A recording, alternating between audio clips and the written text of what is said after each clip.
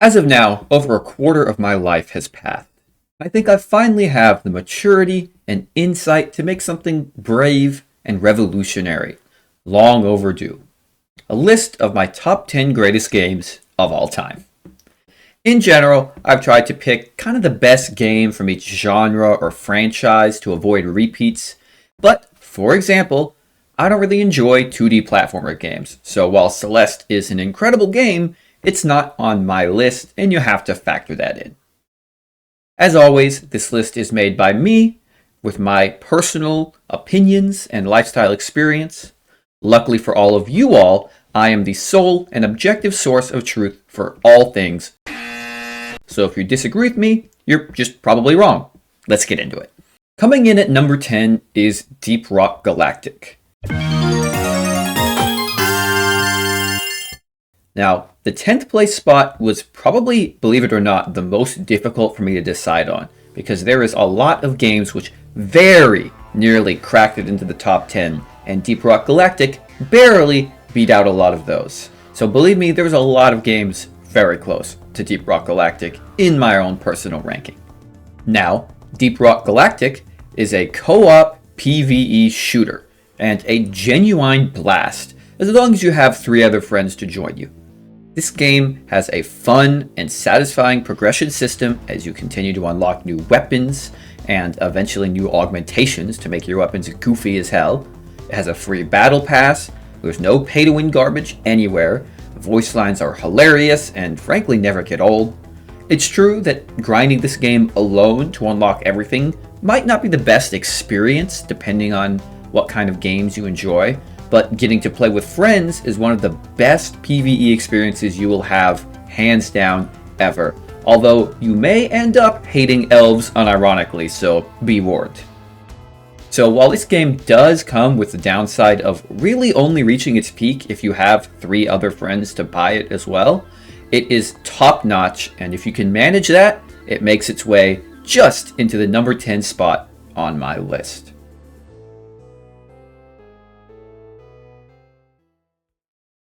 Number 9 may actually be a bit of a surprise, given that it's actually my most played game of all time. So number 9 is Europa Universalis IV. This was the Paradox game that captivated me the most, although I do play pretty much all of them, and it helped actually kickstart my interest in pre-Columbian history. Shout out to anyone who watched that video I made. While the learning curve is pretty steep, and you do have to be the kind of person who enjoys painting a map and micromanaging all kinds of different things, once you get into this game, it's really hard to stop. The Civ games are known for their one more turn model, just one more turn. EU4 is worse. It's just 10 more minutes, just one more war, just gotta stabilize this, just gotta accomplish that, and it always takes way longer than one more turn would on a Civ game. This is a very dangerous and very addicting game. Plus, it has a very large modding community, adding countless hours of gameplay to an already great experience. Regardless, despite the literal thousands of hours I've put into this one game, it's actually pretty low on this list for a few reasons. First of all, it is expensive. Paradox games are only really complete with the majority of DLC purchased, so to get the full EU4 experience, you have to shell out hundreds of dollars on sale, probably a couple thousand if it's not on sale. Second, and this is kind of a minor thing, but I don't actually play the current version of the game. To keep playing with some old mods I really love, which aren't being updated, I always play on version 1.30.6, which at this point is already years out of date. So it's hard to say just how good the current game is with that in mind, but hey, you can always revert to that version yourself. Alright, coming in at number 8 is Balatro. This was a pretty tough choice as well, because I've got a lot of roguelike games I really like, and FTL really put up a good competition for this spot, but as it stands, I believe Balatro beats it out as my favorite roguelike of all time. It's easy to play, but hard to master. The unlocks are fun to pull off. The core gameplay loop is simply incredible. The sound design, the visuals, every part of this game works in perfect harmony. And the fact that it's also on mobile means you don't even get bathroom breaks. It has the potential to consume your entire life. The game also has pretty good modding support, increasing replayability even further, and it's pretty cheap as it is. There's no way you don't get your money's worth. Now there are tons of great roguelikes as I mentioned before, and you might even have one you prefer to Balatro, but there isn't one person alive I would not recommend Balatro to, no matter what style of game you play. So for that reason, I have to consider it one of the GOATs, and it secures the number 8 slot on this list, frankly, pretty easily.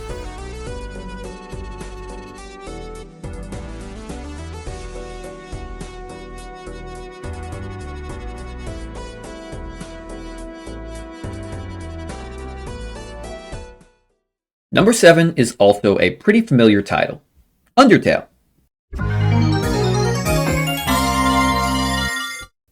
Undertale frankly needs no introductions, and it feels silly even giving it a summary given how old it is, but in case you haven't had the internet for years, I'll do my best.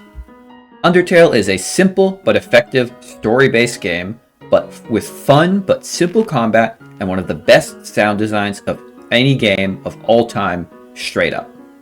This is a game where your decisions matter and have consequences, even spanning throughout multiple playthroughs. Did I mention the game is actually designed to be played through multiple times? The characters are lively and fun. It's hard not to get invested if you play this game. Undertale is a masterpiece. I can't even really say much more without spoiling it if you somehow haven't played it.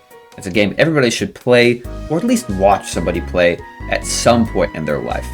This game deserves a top 10 slot, and I've decided to put it at number 7.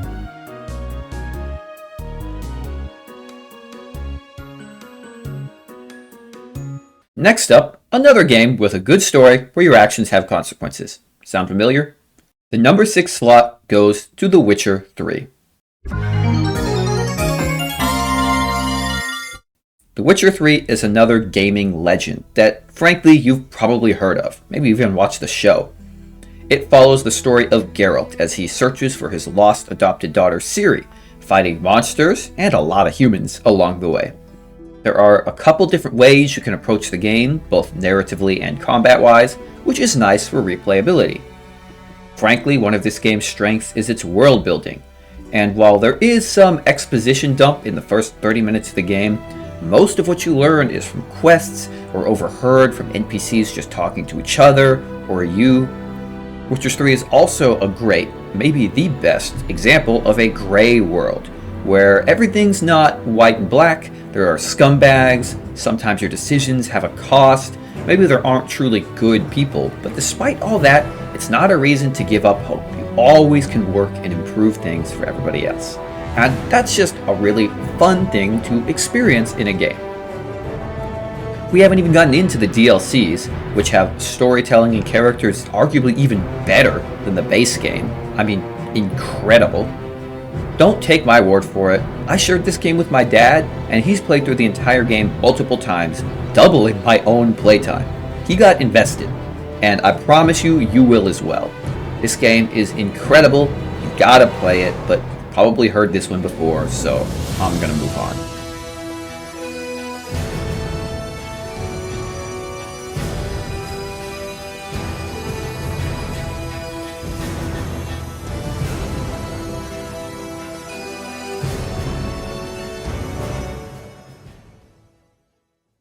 Alright, we're into the top 5, and at the number 5 spot is Stardew Valley.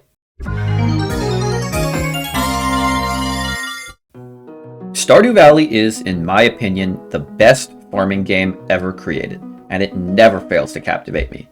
There's something in this game for almost everyone. Combat, fishing, farming, getting married, raising kids, raising animals. It's easy to get addicted to your daily routine. There's always something new to do in order to make your perfect farm or befriend everyone. Multiplayer is also really fun and very well integrated. The game even has a dedicated multiplayer farm layout. The game has also had multiple major free expansions, and while I don't personally care for the island farm, the more recent update made the base game even better. And if all of this somehow isn't enough for you, the game also has a large modding community, and several major mods are just as big as those massive big game updates that I talked about earlier, adding tons of replayability, more people to befriend, more story to explore. If you somehow didn't spend enough time 100%ing the base game. And while I know farming games aren't for everybody, if there's any farming game that's going to get you into this style of game, it's going to be Stardew Valley. I fully endorse its spot here at number 5. It is an incredible game.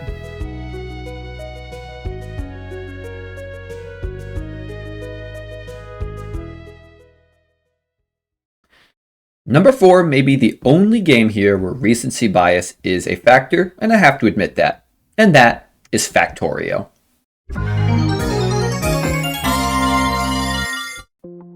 Were it not for a recent DLC drop, Factorio probably would have made it in here as an honorable mention.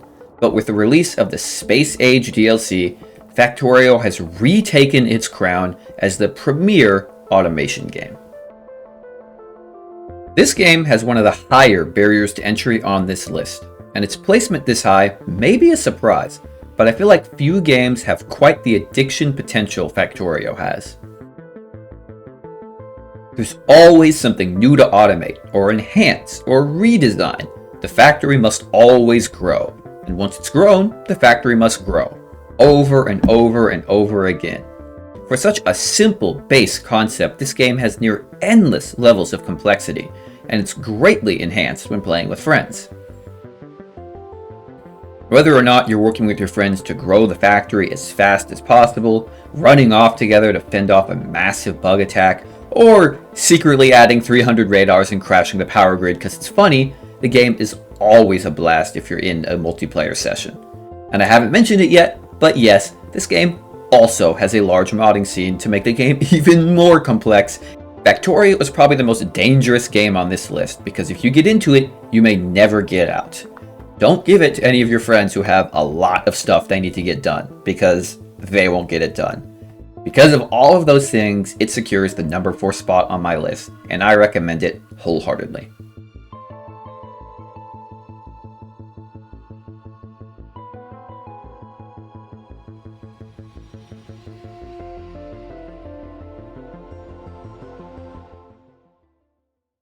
Alright, into the top 3, and rounding it out is Fire Emblem Three Houses.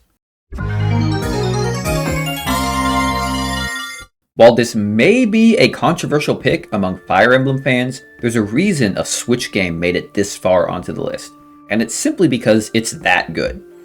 I fell in love with the setting and the characters in this game, especially since I bought it right at the start of the pandemic. There's just nothing else like getting so invested into the story and the characters in this incredible academy setting as you literally teach them to be stronger as their professor. It just makes sense. There are few games I have ever been as addicted to as I was when I first played through this game. I mean that. I was more pulled and invested in my very first playthrough than I've ever been in a Factorio run, in an EU4 run, in anything. This is also the only Switch game I've ever 100%. Not just all 4 endings, I unlocked every single cutscene, every line of dialogue, everything. This game is a masterpiece, and considering how much content was cut and how much more potential it had, there's an alternate reality where this game is in the number 1 slot. While you do need a Switch to play it, and you do have to be willing to play some turn-based combat, this game alone would be worth the purchase of a Switch, so I highly recommend it. If you haven't played it, play Fire Emblem Three Houses. It's also a pretty good entry point for the franchise, gets you used to kind of the style of combat, so it easily earns the number 3 spot on my list.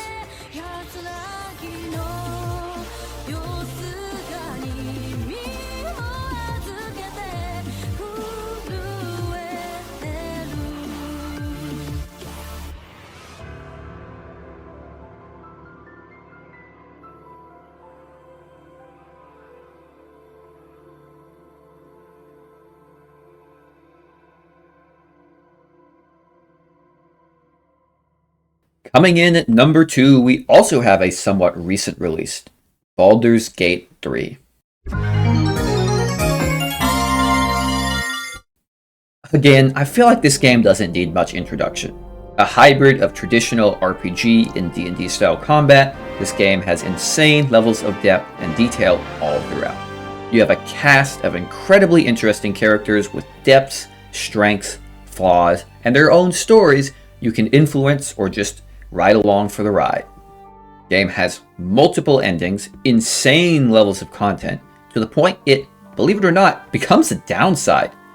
There's so much content, so much to do in the final act of this game, it's pretty common to reach a point where you eventually just leave the quest alone and go finish the story because your characters were all maxed 15 hours ago and you just want to see how the story ends. The devs of this game also added official mod support, which I always love, even releasing the dev toolkit, meaning this game shouldn't go anywhere anytime soon. And even if you get it on console, you can still play with mods, which isn't the case with most of the games I mentioned before. Baldur's Gate 3 is one of the best designed games I have ever played, and it's hard to even recommend it more without spoiling the plot of the game. All I can say is the game respects pretty much all of your choices as a player, and for a primarily story-based game, that's pretty impressive, and a testament to the passion they put into its game. This game earns its number 2 spot, and I'd imagine that's not a very controversial placement.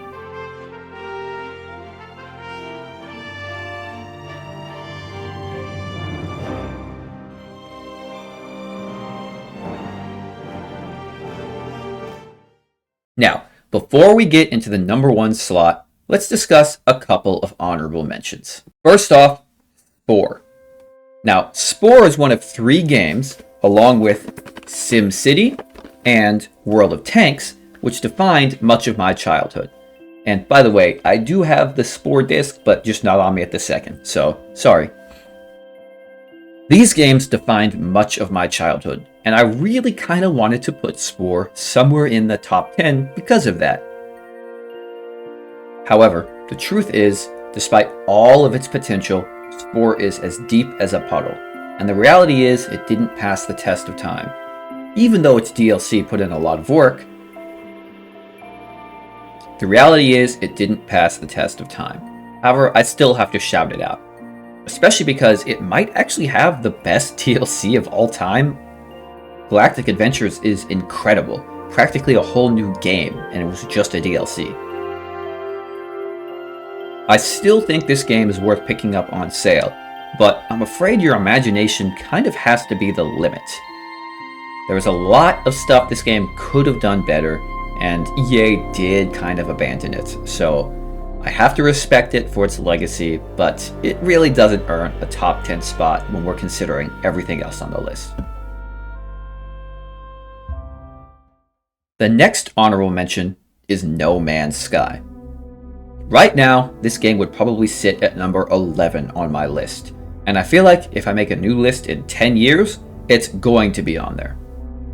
The attention and love this game got from its devs is unmatched anywhere, and it's not even close. At the time of writing, this game has gotten 35 free major content updates since its release. And while yes, it did release in a terrible state, it's been transformed into one of the best games of its type. I mean it when I say these free updates are major. I mean, take a minute and look at the latest patch notes as they scroll by. This is from just the latest free update, by the way.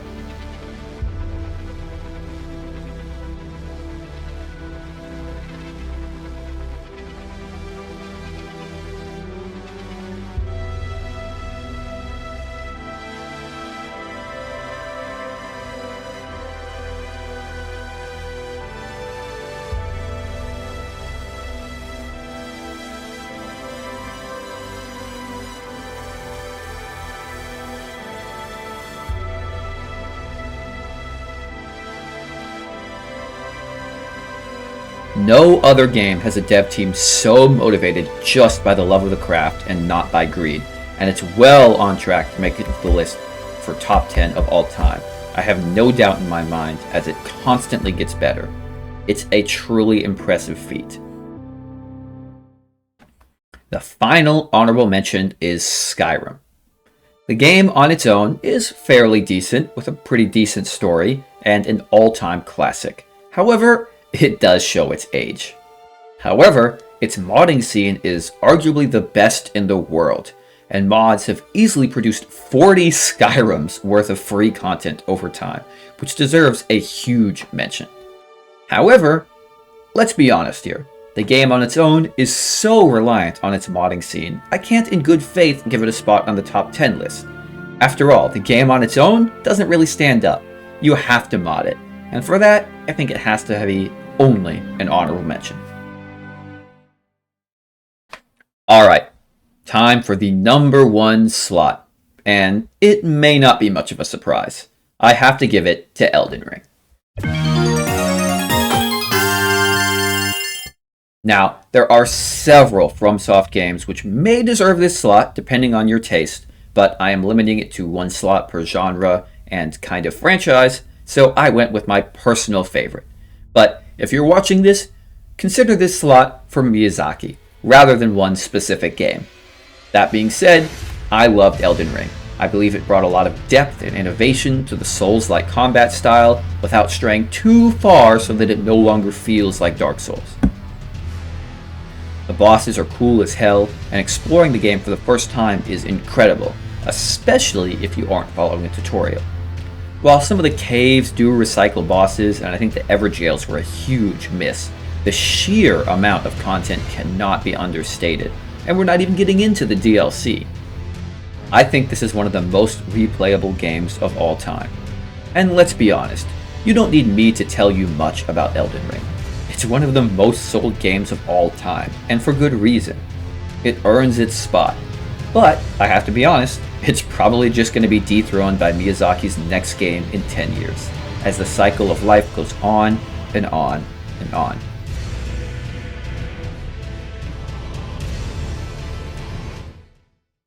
And that, my friends, is my list.